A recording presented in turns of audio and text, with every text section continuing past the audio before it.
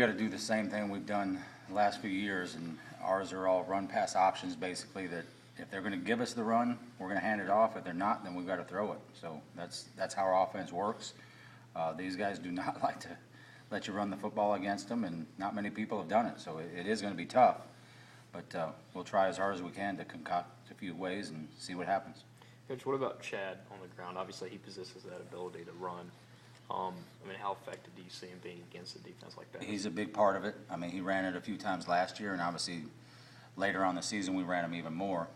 But like I said, they have a good idea of how to stop the run game, so we got to find a few other ways, and he's obviously one option. You guys have played a lot of people at running back against Wofford, a lot of younger guys. Do you expect in a game like this to have to lean on Akeem a little more because of his experience? We're hoping that he'll step up and play really well. Obviously, if he's the hot hand, we'll keep him in there. But we feel confident in those other guys too. Akeem mentioned y'all working on pass protection today. How confident are you in those, especially the other guys that haven't gotten a lot of reps, to hold up in pass protection against this front? We feel good. It's not the back. It's not like the back has to block the lineman very often. The big thing we're working on today is when they blitz, who the back has to get.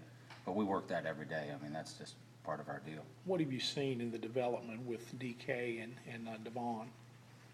Just the fact that they are understanding the protections. That's the big thing. When you come from high school to college, we have so many different protections, and defenses run so many different more blitzes that, it's tough for them to learn it. But I see them coming along, and like I said, we feel confident in those guys. Dan, obviously a win's a win, but there are two very different styles of wins between 14 and 15.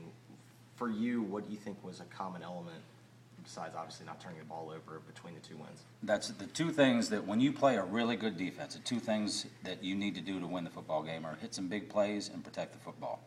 And we did both of those in those games, and that was the difference. Hakeem mentioned that they're slanting, they're playing a little more finesse up front. How important do you think it is for when maybe they slant a particular direction to hit a big play in the run game on Saturday? Well, the thing is with them, they may slant, but it's not like they're leaving the backside open or something. They have every gap filled, every play. There is a sound of defenses I've ever coached against. So it comes down to a sort of mano-a-mano type thing.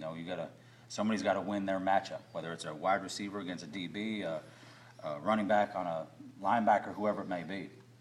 I know everybody said the defense is faster this year, and their guys are more slimmed down. Is there anything else that stands out as different with their defense? No, they look about the same to me. I mean, they're always big, strong, fast, and like I said, very well coached. And